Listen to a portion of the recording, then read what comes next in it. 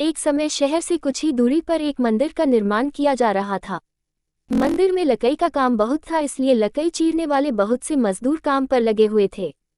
यहाँ वहाँ लकड़ी के लट्टे पड़े हुए थे और लट्टे व शहतीर चीरने का काम चल रहा था। सारे मजदूरों को दोपहर का भोजन करने के लिए शहर जाना पड़ता था, इसलिए दोपहर के समय 1 घंटे तक वहाँ कोई नहीं होता था। एक दिन खाने का समय हुआ तो सारे मजदूर काम छोड़कर चल दिए। एक लट्टा आधा चिरा रह गया था। आधे चिरे लट्टे में मजदूर लकड़ी का किला फंसाकर चले गए। ऐसा करने से दोबारा आरी घुसाने में आसानी रहती है। तभी वहां बंदरों का एक दल उछलता कूदता आया। उनमें एक शरारती बंदर भी था, जो बिना मतलब चीजों से छेड़छाड़ करता रहता था। पंगे लेना उसकी आदत थी। बंदरों के सरदार ने सबको वहां पड़ी चीजों से छेड़छाड़ न करने का आदेश दिया। सारे बंदर पैरों की ओर चल दिए, पर वह शैतान बंदर सबकी नजर बचाकर पीछे रह गया और लगा दंगेबाजी करने। उसकी नजर अधरे लट्टे पर पड़ी। बस वह उसी पर पिल पड़ा और बीच में अदाए गए किले को देखने लगा। फिर उसने पास पड़ी आरी को देखा। उसे उठाकर लकड़ी पर रगड़ने लगा। उससे किर्रर किर्रर की आवाज निकलने लगी तो उसने गुस्से से आरी पटक दी।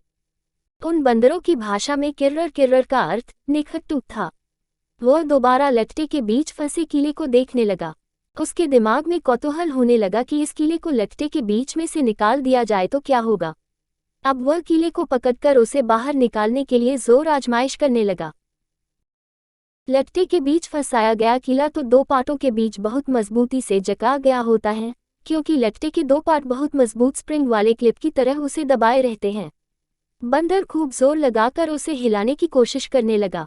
किला जोर लगाने पर हिलने व खिसकने लगा तो बंदर अपनी शक्ति पर खुश हो गया। वह और जोर से खौं खौं करता किला सरकाने लगा। इस धींगा मुश्ती के बीच बंदर की पूंछ 2 पार्टों के बीच आ गई थी, जिसका उसे पता ही नहीं लगा। उसने उत्साहित होकर एक जोरदार झटका मारा और जैसे ही किला बाहर खींचा, लट्टे के 2 चिरे भाग फटाक से क्लिप की तरह जुट गए और बीच में फंस गई बंदर की पूंछ। बंदर चिल्ला उठा। तभी मजदूर वहां लौटे। उन्हें देखते ही बंदर ने भागने के लिए जोर लगाया तो उसकी पूंछ टूट गई। वह चीखता हुआ टूटी पूंछ लेकर भागा।